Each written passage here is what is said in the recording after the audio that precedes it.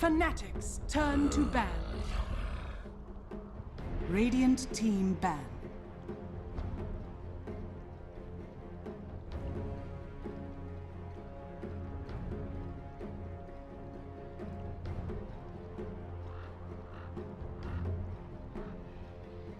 Ten seconds remaining.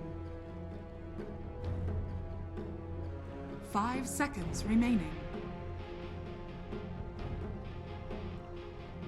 Reserve time.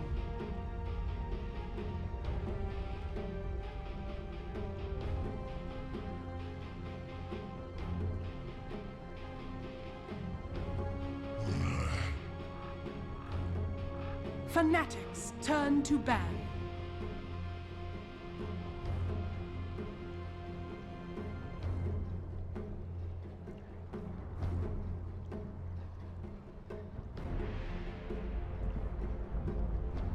Seconds remaining. 5 seconds remaining. Reserve time. Radiant team pick.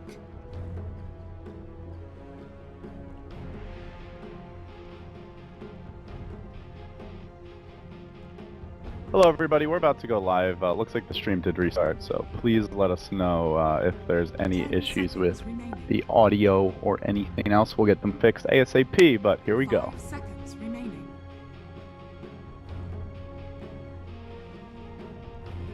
Reserve time.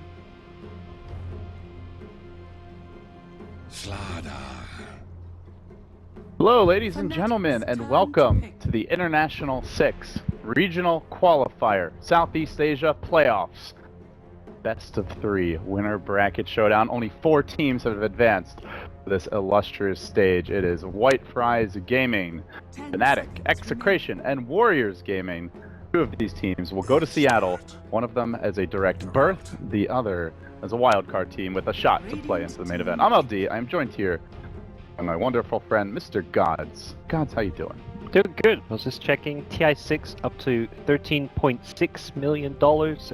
Still rising. Do you think we're going to exceed last year's prize pool? That's what everyone wants to know. I think so. I think we'll get to, what was last year was what? 17, 18? Something 16? like that, yeah. I think we'll get up to like 20. We still just had Immortals 2. There's still, there's still a couple months before TI, right? So it'll keep rising. Immortal 3s will come out. There'll be like another little TI chest as well, which is separate. The Immortals probably like, maybe that'll be a surprise Immortals 4, you know. Look, I have faith in Valve. If they know how to do one thing, it's sell hats. They also know how to make a good Dota game, so. That they do. And we've had some excellent Dota so far. So we walk into the Southeast Asia qualifiers with Fnatic narrowly falling short in the tiebreakers. TNC took them and Execration down. Do you feel Fnatic is going to be shaken by this, or do you expect that they're able to kind of bounce back and reset? Fnatic in Beer 3s will be a much scarier team, so I think they're still favorites to go through. Looking at the teams they're going to be up against, White Fries I think is probably one that they're least scared of. WG Unity is probably one of the scarier opponents, even though they went 5-4 in the groups. They've just been very dominant in online tournaments lately for Southeast Asia. And Execration's kind of like a bit of a volatile team. They have high peaks, but also some kind of questionable lows. So for me, Fnatic, very clear favorite in the SEA playoffs. All right, let's see if they live up to their promise. With that draft underway, so we can start talking a bit more about the matchup here. White Fries, of course, by HY's team. They finished 4-5 in the group, so they barely skated in, I would say. A lot of regions, 4 and 5 wouldn't cut it. But the nice thing about this this format, certainly not Europe, but the nice thing about this format is once you get in the playoffs, it's like you get a clean slate, basically. Yes, so finishing 5th is the same as finishing 2nd. Exactly. You get a slightly better seed, but it doesn't really matter in double elimination. The seed doesn't really, like, you don't even get the coin toss. White Fries won the coin toss, so actually means nothing. There are no seeds. But, seeds are a lie. But yeah, draft has begun. So looking at the early picks here, Gods, first overall pick Slardar. It is a Radiant Slardar. Earth Spirit Juggernaut, the quick reply from Fnatic, and finally, teams are banning Terrorblade. It feels like this is overdue. Yeah, and when I was casting on the panel yesterday, I checked the hero's win rate, and I knew the hero was doing well, but it was 80% win rate in like 37 games. You should have seen Naha's face when he saw the stats. Yeah, it's gone down since. It lost a few games in America. I think it's down to like 74%. It's so incredibly low, but yeah, Terrorblade is. We're gonna start seeing some stage bans. Well, it's basically when you have your opponents have first pick. It's not a first pick hero, but it fits really nicely into that second pick because you can second pick it after seeing your opponent's openings, and then you have like a couple bans to protect the Terrorblade, like you can ban out a Timbersaw or whatever heroes you're worried about having going against with it. So, ET, one of the big ones. On the side of White Fries, they go Slardar into Lion, so extremely heavy lockdown, really good burst, and it doesn't reveal too much about the overall game plan here. Do you expect them to run an offlane or safe lane Slardar? Do you think it's open-ended? Most likely offlane. HY's been playing the hero a lot. They like to actually give him dual lane support so he can have a good time. They had one of the games I cast yesterday was like a 2v3 lane in the offlane, which they won with a Slaughter plus the ET. That was great. They had a Slaughter plus 1. It was like a Ricky or something, and they just wrecked the lane. Gotcha. Yeah, speaking of the Riki, he is still out there. If White Fries want to go for someone that can create a little chaos in the lane. It was Slaughter Disruptor actually. That's what it was. Okay. And now I remember. So they could Disruptor and do Disruptor offlane, Lion, safe lane support. But Disruptor not great against the Jug. Fnatic are going to grab the mid one Invoker, probably his most iconic hero, I would say, in this patch that we've seen overall. He's had a lot of success with it. At times it's been shaky, where he always seems to have that great laning stage if he's not roamed on, but then the mid-game decision-making has not been his strongest suit, but he's got a lot more experience over the past 4 to 5 months, and you know this is a situation where he is the veteran coming into some of these matches. No, I feel like we can't even talk about mid one being like a rookie anymore with having 4 or 5 LAN tournaments under his belt, majors. It's only been like 6 months, you know, but it's been a lot of Dota on big stages in that time. I think it was Starladder Mints was his first big LAN, and that was where... January. That was January, okay. Yeah. So yeah, it's been about 6 months, and I remember going into that one because Winter was there and he was talking to me, he's like, man, this mid one kid, he's so cocky, like he's saying how he's gonna like wreck mid, like beat all these players, and then he got solo killed by S4 at level 2 as Viper versus Bad, and he just got like completely owned by S4 like 2 games in a row, and it was like Winter's like, yeah, that'll put him in his place, but he learned from it, like he's gained so much experience since then, and fair, if you ask Winter, he still thinks he's too cocky. He doesn't play like it anymore. That's Winter being a cranky old man. Yeah. Winter, he's the cranky old man. Snappers who are like coming onto his lawn, and he's just like, get off my lawn. Void Fry's going to Dragon Knight, so they're shoring up for extremely strong, like clashing lineup. Very low cooldowns here for the most part. Tanky heroes too, gods. This is what we saw at the start of this patch, with like when the armlet was before the armlet got nerfed a bit. It was a lot of DK, mid, Slaughter, either offlane or safe lane, and then you have a third tanky core, and you just run at your opponents with these unkillable frontliners. But I'm not sure if White Fries are going to go kind of completely back to that and pick some kind of KYXY hero that fits that, or if they're just going to go a different direction. Hello. Howdy. Forgot I'm on the main stream. Want me to check something for you? No, that's okay. Sorry, Brian. I don't think you can hear me. Yeah, we're not used to being on the the main that gets your Dota on BTS or whatever we're on. Yeah, I gotta move that, but I don't know if I'm gonna have a chance. Go to the panel, Brian, so I can use my windows. But anyway, sorry about that, guys. So Disruptor will be the choice for White Fries. So they have, I guess, like the 2 most, I would say, popular overall laning supports right now. Lion and Disruptor, really good lockdown, great team fighting, pick-up potential. They scale well into late game, counter to the Tidehunter as well. And now they can run that kind of dual lane setup, as mentioned, the Disruptor Slaughter. And hey, guess what? There's no good supports left, perhaps. The Witch Doctor could be a ban here, which is maybe the strongest laning support left. Witch Doctor Jug, solid. But it's a tough safe lane for Fnatic. They may have to commit the Earth Spirit quite a bit to the safe lane. But the nice thing about committing the Earth Spirit there is you've got a 3v2 with Sunstrike support, so can look to prevent that aggression from White Fries. Yeah, White Fries are going to round this one out. Banning a support now. They remove the Venge. Someone who can help with the Roche, deal with the Slardar disruptor initiations pretty well. Yeah. So Probably see a Witch Doctor from Fnatic. It's like the 3-4-3 plays 10 seconds hero, and remaining. Benj would have been good as well. They're kind of similar heroes. They're just starting 5 supports. seconds remaining. what does White Fries want as a carry? Alright, So Ben. then they go with the full Fnatic's turn armlet to tanky core lineup. There's in theory 3 armlets, but yeah, armlet. Yeah, Fnatic didn't have all their cores. I would say this is a great Timbersaw game, but there's Yeah. a disruptor and a lion, so maybe not that great. Side support, man, or invoker support. Iron Yeah. Talon just I've straight seen- jungle, 4 I think it position. was Fog who actually did the invoker support one game when he was playing Well, competitively. and now Fog's casting, so I think that says all we need to know about the 4 position support. Just There's- kidding, Anis, we love you. There's the armlet counter actually. This is, and I think the reason you pick this over something like a Witch Doctor. Witch Doctor's better in lane. I mean, AA Tri Lane's good because you get Chilling Touch on 3 heroes, but got Jug and Earth Spirit who don't necessarily get off a lot of right clicks. But you pick this because it the armlets from at least DK and Sven, or deters them a little bit. Aha. I am free. Phew, I have the power. Alright. But spend this game. So it's a greedier option. You want to just kind of be able to farm your ancient stacks. This is a hero that wants to kind of play like an alchemist style game where you're not taking too many fights early on until you get a couple of items. Yeah, of course, the one downside, I guess, is there's a Radiant. So, Sven, so as soon as you go to those 10 agents, seconds possibly we just see Fnatic go into Roche. Yeah. That said, not the best Roche line. Yeah. 5 Well, at least not until you get like a high level invoker. That's assuming it goes Exo invoker, but invoker Jug. So. Ooh. Predictions, LD. You don't have predictions? That's on my other account. I'm glad I don't have it. It's so Yeah, annoying it when you're actually the, is. the main observer. There's like no it's like suddenly pops up taking away like your screen and The like, worst one is last hits. The most last hits. Because every time someone overtakes another person, it shows an update. yeah.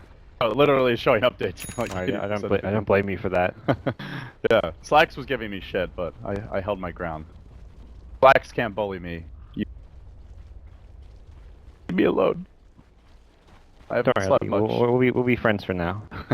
I can bring the compendium up if I get a critical mass of Here we go, guys. White Fries starting with the early smoke, and they're going to move into a jungle invasion towards the Fnatic Woods, just rolling up the ramp.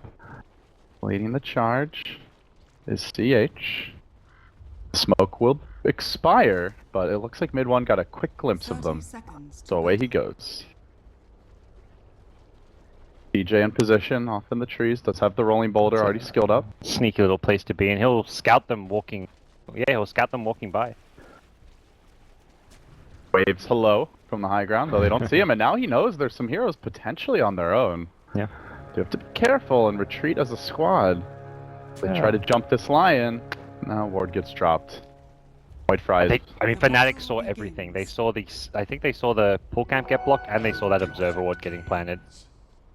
DJ can go in, deward it. Oh, he's gonna get the observer for sure. Other sentry. Did they already place it? Oh, they already placed it down bottom. Okay. So they can't deward the pole camp block now, but perhaps we'll buy something later Yeah. on. DJ gets some money from the deward. I always find it interesting he uses the Tango to deward rather than tries to right click it down. I almost all players do this, and I'm always like, Just like a save one safety Tango. thing where you minimize your Yeah. time dewarding. Yeah, exactly, and you can immediately go back to being, as a roaming 4 position hero, you want to be missing from the map as much as possible, but still interesting. Dire's middle tower So is under Fnatic will go for the full tri lane. They kind of recognize that Slaughter is a hero you want to zone out. He doesn't have Iron Talon, so if he has an Iron Talon, you may say, oh, we can just zone in with one hero, he's going to go jungle anyways, but found Iron Talon for a little bit here. Yeah, on the other side of the map, we did see a deward here from White Fries, removing the vision of that Iron Talon camp, call it. So he should be able to go there if needed. We're mid one on the Invoker. Mid is going to start off going Exort build, so Wow. pretty standard. Haven't seen an Alacrity Invoker in a long time, though. This was when they first changed him. It was like everyone was just taking that early 20x because it gave you so much damage, but it got nerfed pretty heavily. Yeah, this is almost all Exo Invokers are just going full quasi-exort these days. But yeah, it's... Okay, so yeah, HY, as I say, he didn't have an Iron Talon, now does have one. So he saved up some money, I guess. They saw the Lion Gods creeping towards the middle lane. Looking for that courier snipe, is it? Yeah. Mid one I don't know if he has anything too big coming out for some time here. Here's his boots on the courier. Okay. Yeah, they definitely know he's coming. Meanwhile, the roll on mid onto 290. Bit of harassment. So early on, it looks like they're going to look to secure mid one's farm. We are seeing Sven being just given a free jungle or lane. Ohio in the jungle. A lot of XP that no one's getting at bottom. Normally, I like that White Fries are actually pressuring this early, and they probably recognize that Tide is going to be low HP Iron Talon jungling, so no one can actually rotate here. Even a support coming down bottom, that's a ton of experience. AA has a TP, but you TP and you may just get immediately glimpsed. Pelosin is going to draw aggro up, and this could be a very early. As you say that, DJ, Yeah, he wants to correct the situation. He sees wasted resources, doesn't like it. Even bringing the AA as well. Full TP to bottom, but Sven has already done a lot of work on this tower. He's gotten his full 3 for the 1-1-1 build. Yeah, it's skilled the cleave early. Sometimes we see players reserve that, but that's only if there's someone in the lane that you want to deny. Very aggressive play from White Fries here as far as taking it down the tower. It doesn't necessarily give you a huge advantage to get this tower early on if you don't pull the way back, because it can give your opponents a lot of XP, and that's what we may see a bit here. And now you've got Fnatic taking advantage of the laning set. Both supports come bottom because Mushi is in a 1v0. He doesn't need anyone up there to help him out. Yeah, Mushi with 12 denies, even with the Sven, as far as the last hit scope, more or less. Ohio already hitting 4 in the jungle. Meanwhile, HY only level 2, so he is struggling early on. Let's start with the Iron Talon. Yeah, he got it very early though. Like, he didn't start with it as a starting item, but I saw him like less than a minute in the game with it, so must have just got some bad camps, hellbears or something. Camps that just make you take a lot of damage. But a bit unfortunate. They're going to smoke though. 4-minute rune is spawning relatively soon, and we'll see White Fries maybe making a move on mid, but mid they have no detection. He can Ghost Walk here. That's the one nice thing about the Alacrity build is you've got Ghost Walk available. And he's got just enough mana for it. They have the Observer, but if they get off that first disable, perhaps they can kill him. Still, they don't even have Hex, so it's a Lion stun out of a smoke at daytime. Yep, and no Dragon... Oh yeah, he doesn't have level 5 yet, so no Dragon Tail. Gonna give up going for it. Yeah, they go for Ohio instead. They're gonna find a haste turn here. Who will grab it? They're leaving it for the Dragonite, who's gonna join them. And while that's happening, mid one actually found a kill elsewhere with a Sunstrike, bringing down the Disruptor. Used it, courtesy of the ward that his team had planted. So just went splat. Still, there was a ward there. Okay, that's unfortunate. And clearly Disruptor not realizing there's vision. Yeah. Casually wanders in and feeds. Yeah, he went for the 4-minute rune, and Earth Spirit rolled in and took him out. But and talk about a bad exchange. They smoke, they don't get a kill. Mid one chills mid and finds the first blood. Bottom T1 tower will now go down though, it looks like, and no deny coming into the picture. Pelosin is chasing. It's only a level 1 glimpse. So they give up the free tower, but they do get a first blood on the Invoker, who's CSing pretty well. Juggernaut getting free farm. Tide Hunter pulling ahead of the Slardar early, so when you kind of add all of this up, gods, relatively even game for net worth, but Fnatic with a very substantial experience advantage. And that's entirely from that bottom lane push. The heroes rotate down there, start leeching that experience, and you've got a fully committed jungler. You're getting a lot more just out of the lanes as far as spreading it around. The gold from the tower kind of negates what would otherwise be a Fnatic gold lead. Kev farming up the enemy stack, so White Fries rotating the center around early, giving HY a bit of help in the lane, but Mushi is going to spin this wave, try to push it out so that White Fries will not be able to support Kev as easily with the creeps. Not even AA leeches that even, again, like you talk about the experience advantage, that's like more XP, which is being kind of split between the two teams. They're not stacking Ancients just yet, but a Helm of the Dominator has now been picked up, so it looks like that may be the plan from here. Start turbo farming the Sven. And KYXY definitely wants to get his farm going. Hasn't started stacking just yet, but you got to imagine it's coming soon. I mean, talk to me about how good of a Sven game you think it is. There is an Ancient Apparition here. Is that a concern? Oh, mid lane. Oh, 290. Not going to be able to make it out, it looks like. Oh, just barely. Orb of Venom damage not sufficient. Then the turnaround comes with Kev getting the 2-hero stun, but they don't have a ton of lockdown. The Glimpse coming back. DJ, one more auto attack is all that's required. HY looking for the crush. He can't isolate him. Unable to bring him down, and they move in onto Kev again. Still that Slardar searching for an opening. DJ throwing out an angry boulder back the other way. Always fishing for that little extra play. Nobody dies in the end. big commitment from both teams, and a lot of heroes like DK surviving on a sliver of HP. And similar story with the Jug. Could have Mushi very kind of defend. I like that he kind of played it safe because he did have an Omni Slash. Often Mushi would have tried to go for the kill, but he may not have gotten it off if he went for it. Speaking of Mushi, moving on to CH here, Blade Fury, and doesn't even need the last auto attack. Finds a kill, so he'll be moving about early, and that is going to free up the top lane for 3-4-3. Getting some good farm and getting that AI Splash online nice and early will go a long way. I think as far as the playing Sven into AA comes, you can't really go Armlet this game. We'll probably just see him go into the Echo Saber type build, Echo Saber Blink, and go from there. The Armlet build has been very popular by a lot of Sven players, but you just can't really do it against an AA. I mean, you can, but it really makes you very vulnerable to getting bursted down. They found someone, but they are going to stack the stuns here. 290 NCH, kind of panicking, and now Mushi has an Omni Slash available. Sunstrike, bit off the mark, does get stunned. The Hex, but still the chase from DJ. Omni Slash instead going on the Dragon Knight. Won't be denied by the Black Dragons. The 2-hero stun. The follow-up is there. Slardar looking for the crush, but he gets silenced by DJ, who looks to run. And now they throw out the Thunderstrike. They try to lock him down, and meanwhile, CH going to fall to Mushi on a double kill. Continues to play aggressive, finding lots of additional gold with the Sunstrike cooling down mid one. A fire on Polosin here momentarily.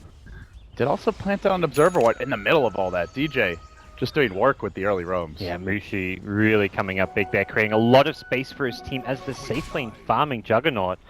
Having that max Blade Fury early, and then he gets active on the map.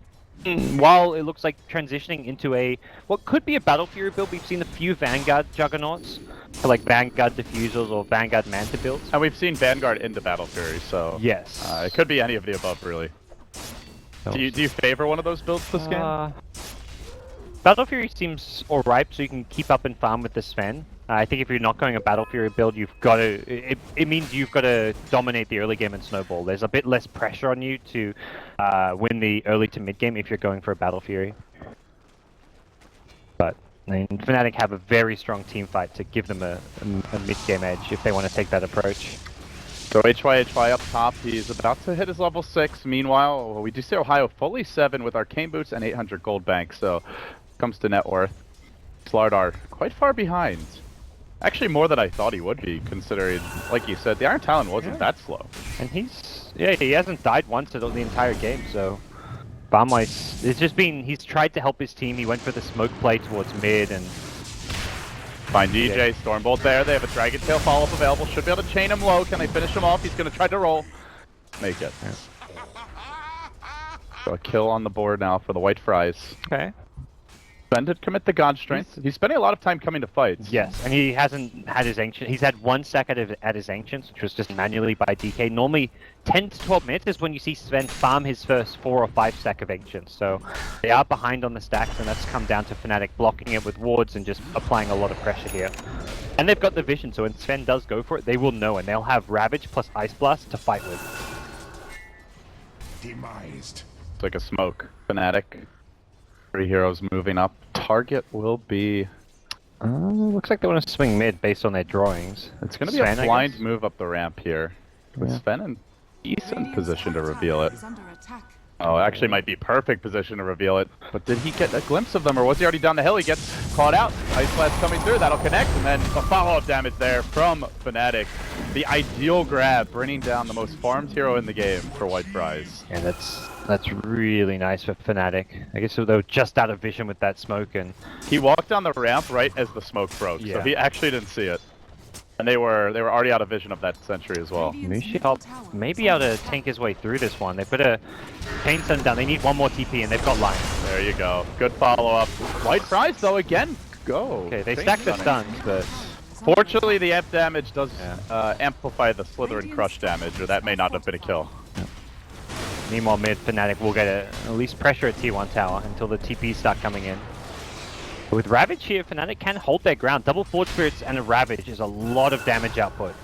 They have Ice Blast as well, but for White Fries to defend this. They want to, guys. They don't want to be giving up these 3 towers. Unfortunately, they will have to, as DJ narrowly missing there on the roll and the smash, but still chasing forward. Static Storm deployed. Will cage Ohio. They move back in on the Tide. Not going to chance it. I don't know if he did that on purpose, but he rolled like over the boulder that he'd kicked, so it kind of hit the kick boulder that ends up hitting the Slaughter there. Just like visually cluttering Yeah. your screen almost. Tactics. Guising the stun, but If anyone would do that intentionally, it's probably DJ. yes. Sure as a magician. Up his own and get ready to get more active, but Ohio, 1800 gold. Signals a bit towards the Blink Dagger, although sometimes you see Tides just save up money while they decide what to go for, but having a Blink initiation, their lineup doesn't have that good clear catch from an Invoker or Jug, or a Spirit is an unreliable initiation with the both Boulder Smash and Rolling Boulder Radiant's being bottom tower is non-guaranteed initiation, so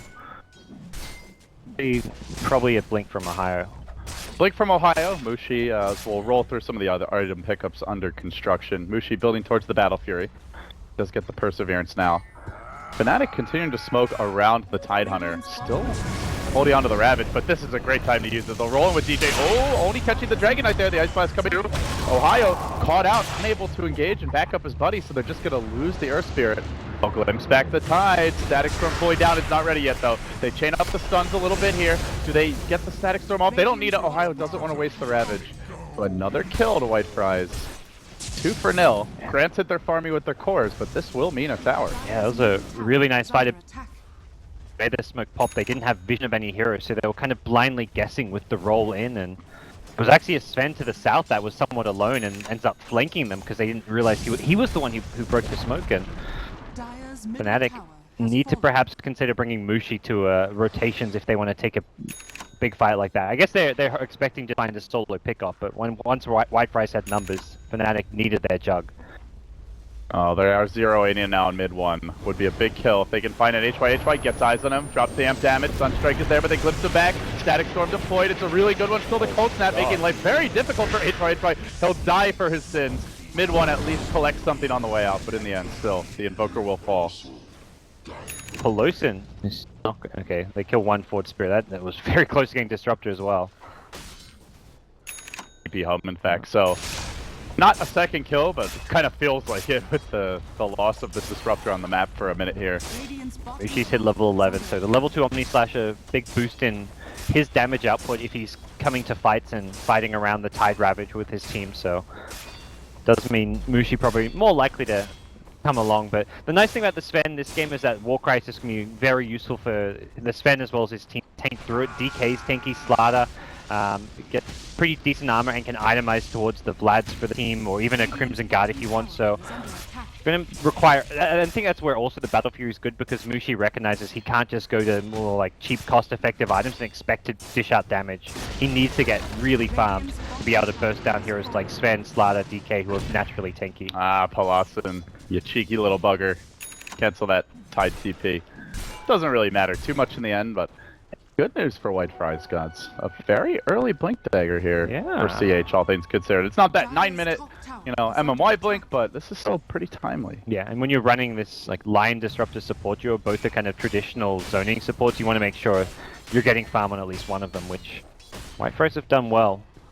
So, with the way the game's developed, do you feel like either team has a strategic advantage? Is it even for you? And what are the next steps for these teams moving forward? I think Fnatic overall have more plays to make. Their teamfight is far superior.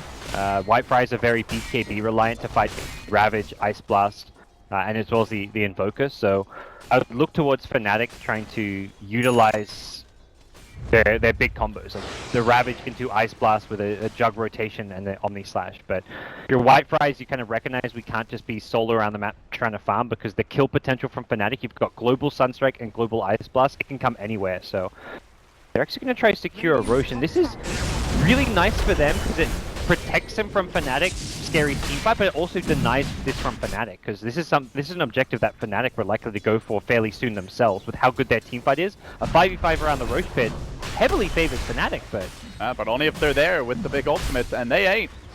Guys, we'll take it. Oh, will they? All right. Get the Aegis, guys. Come on. Together. I think Slaughter picks it up, not the Sven. I guess the thinking is it's always going to be Slaughter, our first man in most fights, so he's the one likely to die. Yeah, they both got blinks, but yeah, Sven just that bit tanky. And also, the Sven, when he comes back after Aegis expiring, doesn't have the God Strength anymore, right? So Correct. Yeah. not as effective, I suppose. That's a good point.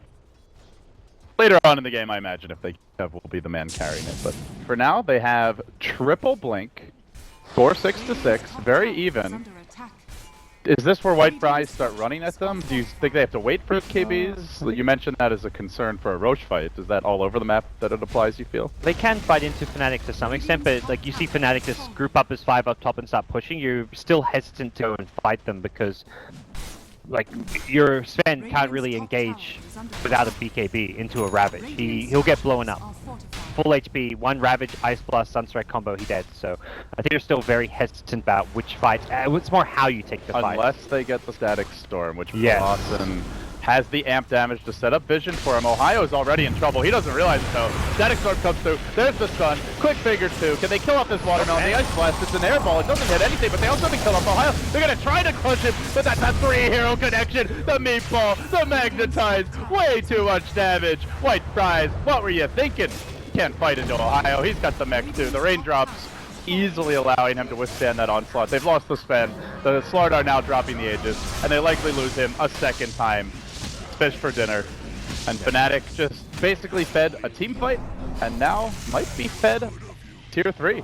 I think he had so much. He wasn't even close to dying there. The raindrops, fantastic item pick up when you want him survive the disruptor static storm. But I think even without it, he was more than okay. And that plus mech, you can't kill this guy at this stage. you could see the idea there from White Fries. If they blow up the tide during that static storm, the fight can heavily go their way. Slider with an Aegis can just run in and take everything, but they weren't even close to killing him. I think if they want to do that, the Sven has to be jumping on him with God Yes, Strike. He absolutely. didn't even pop it last fight.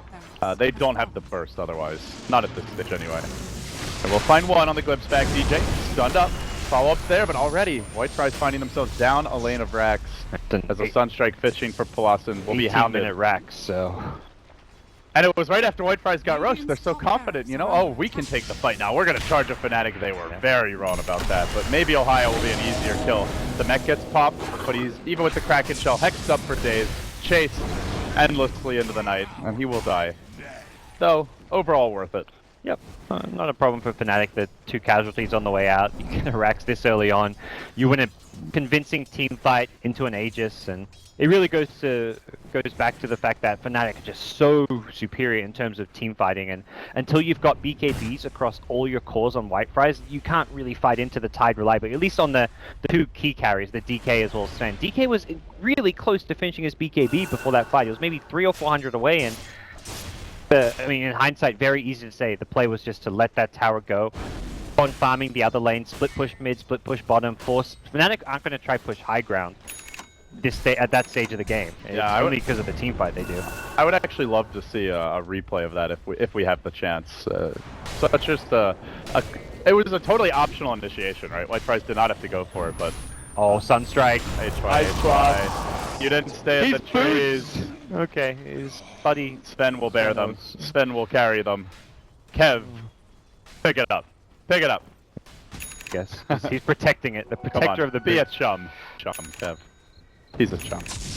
Like, okay, there's definitely a ward there, you know now, but you'll take that kill regardless of the D ward. That's probably to D ward. You've got to be able to push out your lanes, and Fnatic Ravage back up are already posturing aggressively around mid.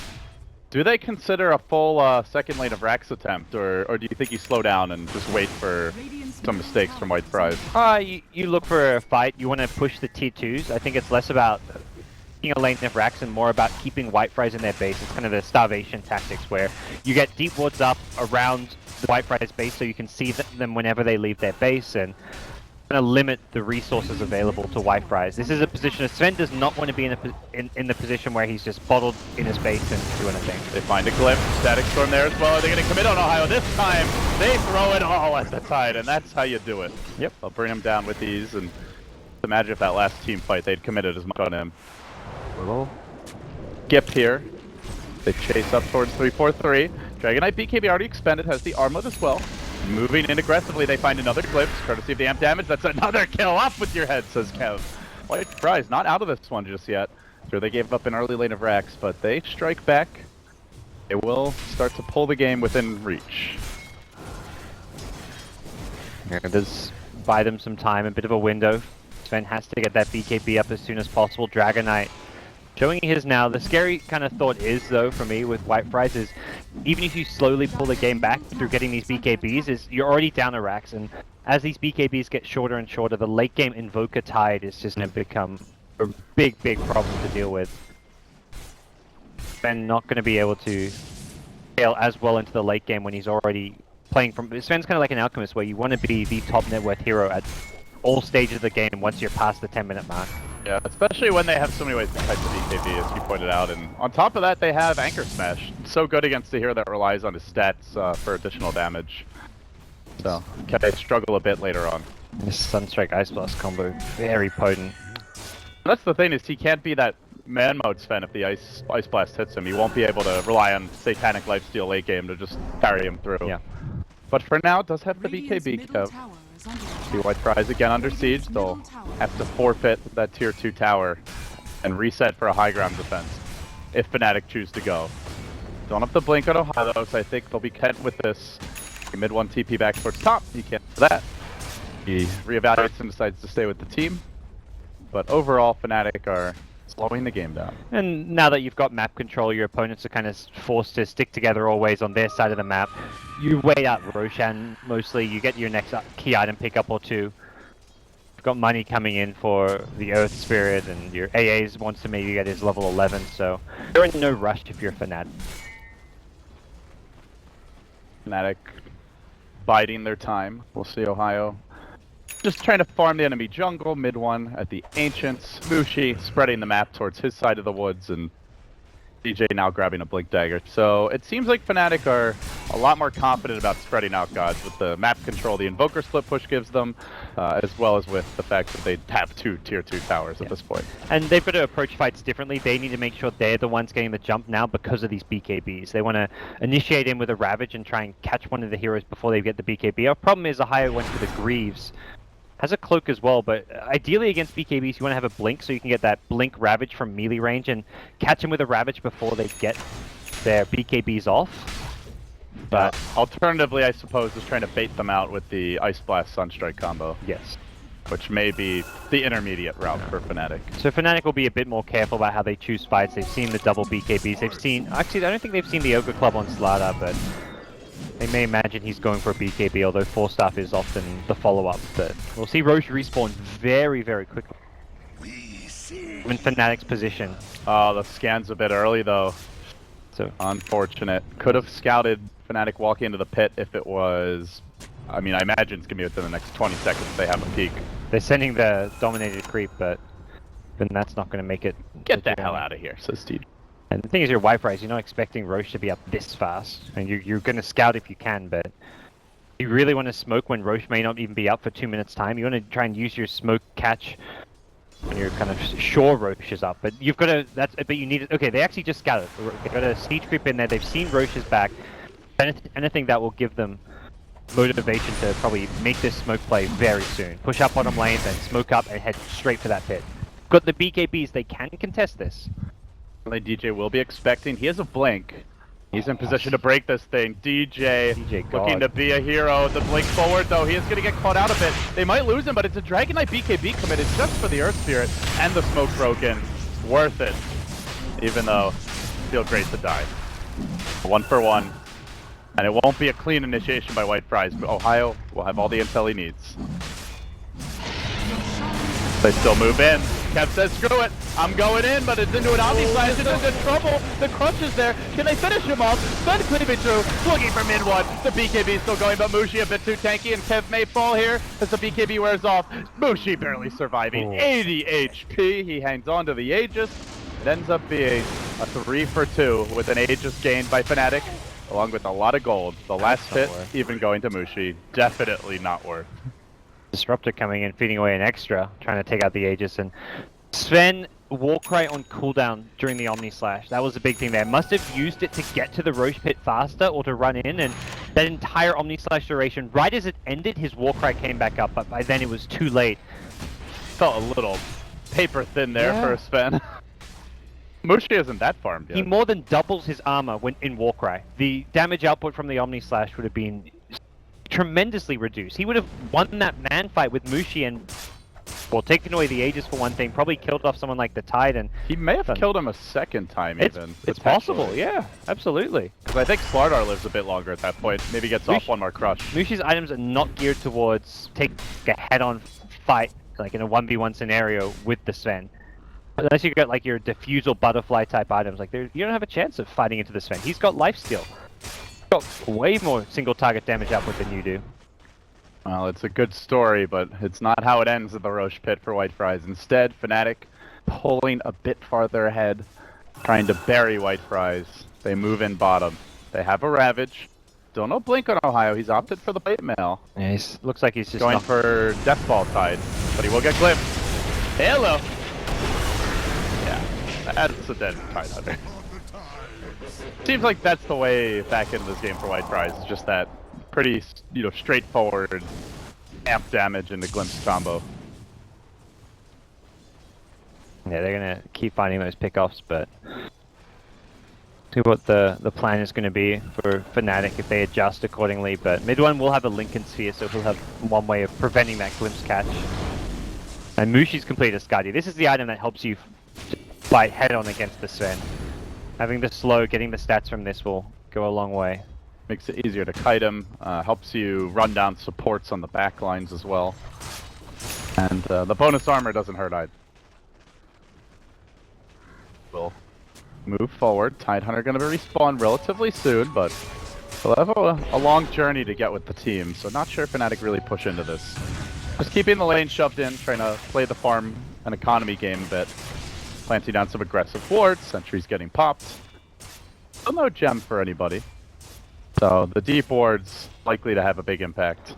Yeah, I wouldn't mind seeing a gem on the side of Fnatic given the way they're pressing forward. Here we go, Mushi looking to just do that Blade Fury Siege on the high ground, knowing he's got an Aegis. They're going to stun him to start this off. They could glimpse him back as well. The Stormbolt follows up. And then the Dragonite stun. One by one, cycling the stuns. They almost have a Hex again. Now the healing ward's there. Yeah. And he's got another Blade Fury, so this is going to be a safe, slow, steady siege coming out from Mushi. Really nicely played. And they continue to move forward. 290. He snipes the healing ward. That's much needed play. Getting cold feet. Gonna blink away. Still, Juggernauts are coming. Remember, they already got the melee racks top earlier. This would be a second lane of racks, effectively, for Fnatic. And again, the Blade Fury chip.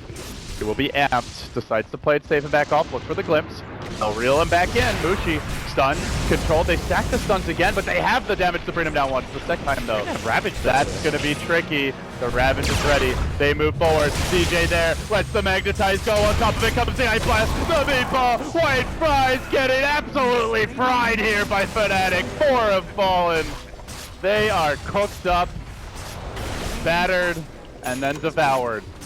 That will be 2 lanes of Rax Gods, and that may be game 1. That was brutal. I mean, Mushi didn't panic when he got caught in. Well, the Fnatic as a team didn't panic when they got caught in. Ohio, the Static Storm kind of blocked the entrance, but the problem is the Aegis respawn was a 5-second window, which kind of was during the Static Storm duration. So by the time he was respawned from the Aegis, the Static Storm was worn off, and Fnatic take game 1 of this best of 3. We really got to see that one again. That was just poetry in action. But it felt like the game was already within Fnatic's grasp long before that, guys. The critical fight, that engagement near the top tier 2. In retrospect, if Sven was able to jump the Tide, we saw later on, after losing that fight, they could kill him, but if they didn't have the Sven damage, he just wasn't a killable target. Yeah, that was definitely the turning point, because when they sniped that Aegis, I was suddenly like, okay, Fnatic kind of had the big teamfight edge, but with this Aegis, White Fries can drag the game out, and they tried to force a fight before they had their BKBs, and we never really got to see the White Fries